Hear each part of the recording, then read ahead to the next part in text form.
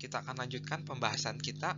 Nah, jadi untuk menjawab pertanyaan penelitian yang pertama, apakah ada asosiasi di antara posisi mobil dengan peluang mobil tersebut melakukan stop di perempatan atau di persimpangan? Nah, jawabannya itu belum ya. Jadi belum terbukti dari data ya, belum terbukti ada asosiasi ya antara posisi mobil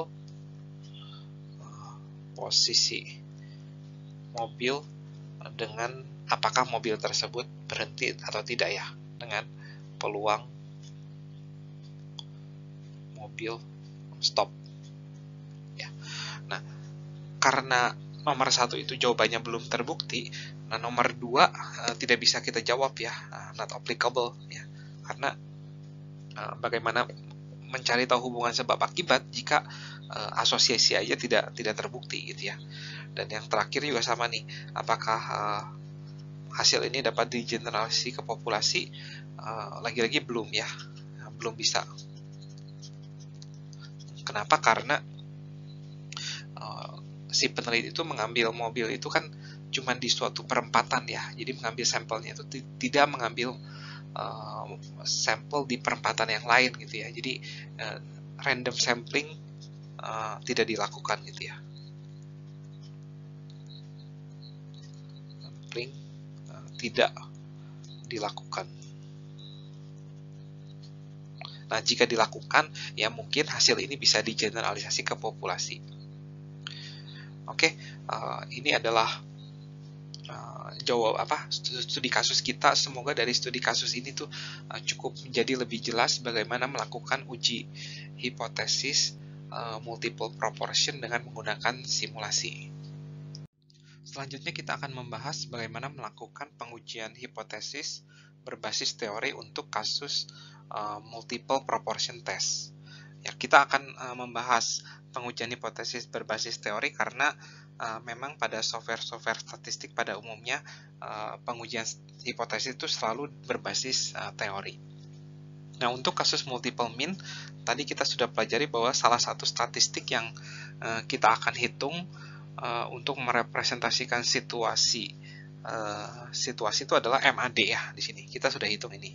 Nah, untuk pengujian statistik berbasis teori untuk kasus multiple mean, nah kita akan menggunakan statistik yang dinamakan chi-square ya gitu.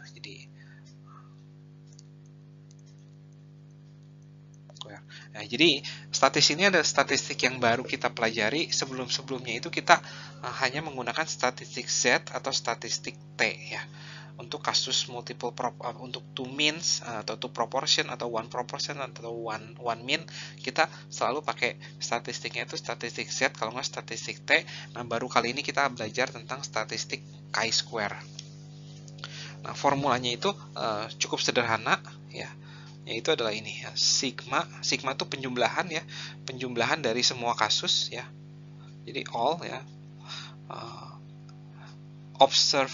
observe-nya dikurangin expected-nya, dikuadratin dibagi dengan expected-nya. Nah, ini adalah formulanya ya. Saya akan bahas dengan detail bagaimana menghitung chi-square ini di slide sesudah ini ya.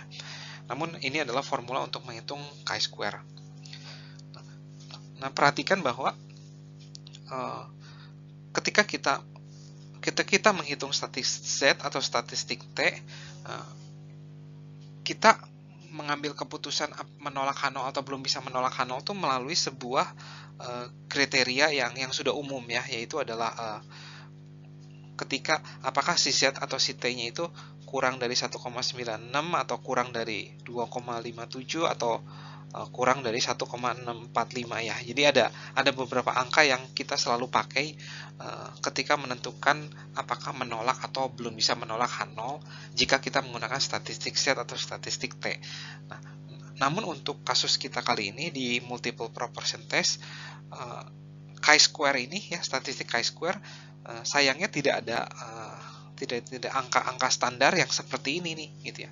Jadi oleh karena itu kita akan menggunakan applet untuk membantu kita menentukan apakah kita bisa menolak H0 atau belum bisa menolak H0 jika kita menggunakan statistik chi-square ya.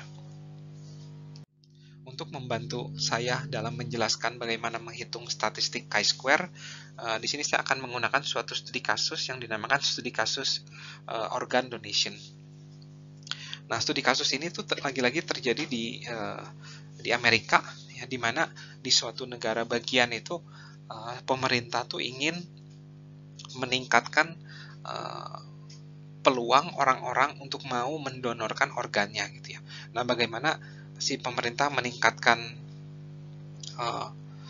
peluang tersebut, yaitu ketika orang-orang tersebut itu mendaftar untuk menerima driving license atau SIM ya. Nah, jadi ada 3 cara yang digunakan si pemerintah tersebut. Nah, cara pertama itu adalah, jadi ketika mereka mendaftar untuk SIM atau driving license ya, jadi cara pertama itu ada pertanyaannya gitu, ada pertanyaan apakah Anda bersedia untuk mendonorkan organ gitu ya. Jadi jawabannya itu ya dan tidak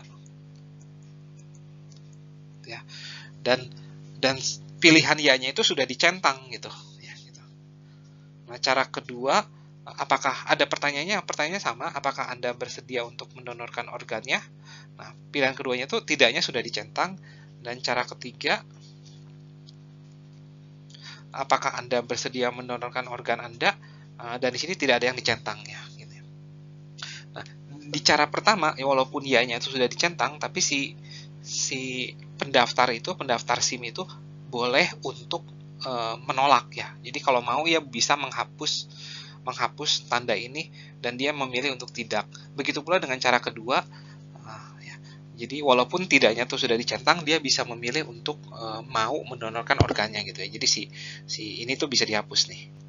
Terus dia mau tidak gitu. Misalkan ya.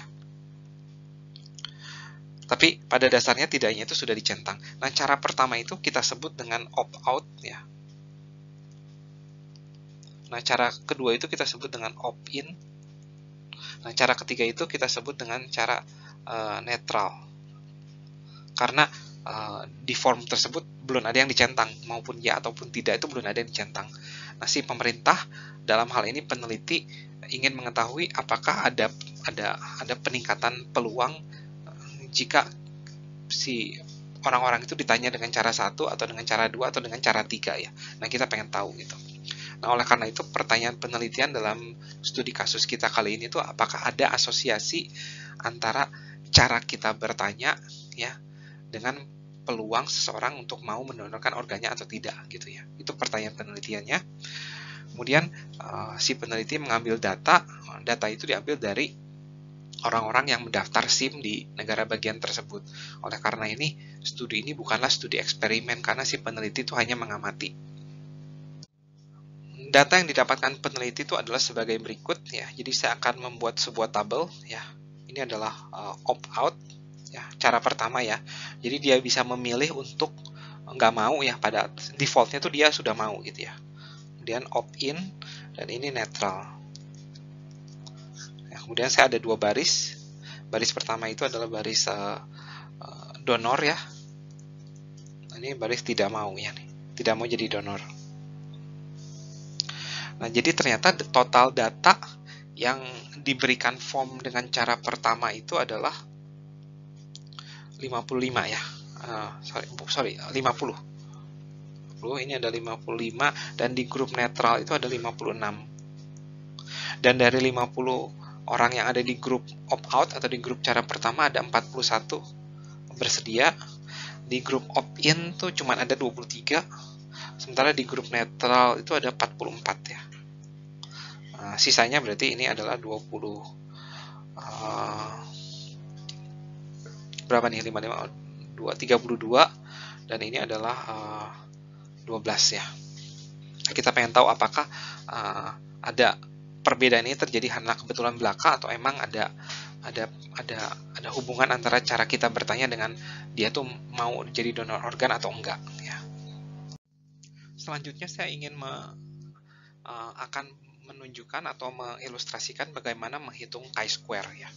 Nah, jadi mungkin Anda masih ingat bahwa perhitungan chi-square itu adalah penjumlahan dari observe dikurangin expected dibagi expected ya. Nah, di sini kita dari data kita sudah mendapatkan apa yang disebut dengan observe table. Nah, sekarang saya akan mengilustrasikan bagaimana menghitung expected table. Nah, pertama-tama kita akan menjumlahkan semua pendaftar yang mau untuk menjadi donor ya. Berarti 41 ditambah 23 ditambah 44. Itu saya jumlahkan semua dan hasilnya adalah 108. Dan saya juga akan jumlahkan semua peserta yang tidak mau menjadi donor ya. Totalnya adalah 53 ya. Nah, berarti tercatat ada sekitar 0,67 ya, 0,67 di sini nih. Ini tuh total data tuh berarti kan 161 nih ya. Berarti 108 dibagi 161 itu tuh sekitar 67% ya, 67,1%. Terus 53 dibagi 161 itu totalnya sekitar 32,9% ya. Nah, sekarang bagaimana mencari expected table? Nah, di sini kita hanya menggunakan angka-angka yang ini aja nih ya. Ini dengan ini dua nih gitu ya. Jadi saya akan mengalihkan 67,1% dikali 50, hasilnya itu adalah expected table di kolom ini nih ya. Jadi saya akan coba kalikan nih, 50 kali 67,1% itu adalah 33,54. Nah, ini adalah expected table yang pertama. Kemudian 67,1% dikali ini hasilnya itu adalah 36,89.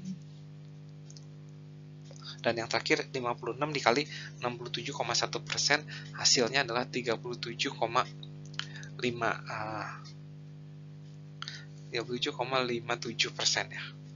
Nah, ini bukan persen, sorry. Nah, ini adalah angka-angka ini tuh adalah angka-angka expected yang jadi kita hanya menurunkan angka ini tuh berdasarkan proporsi keseluruhan ya. Jadi kita tidak melihat proporsi di grup ini, proporsi di grup ini, proporsi di grup ini. Jadi kita tidak melihat itu gitu. Nah, kemudian saya juga akan menghitung proporsi yang opt-out tapi yang tidak mau menjadi donor ya.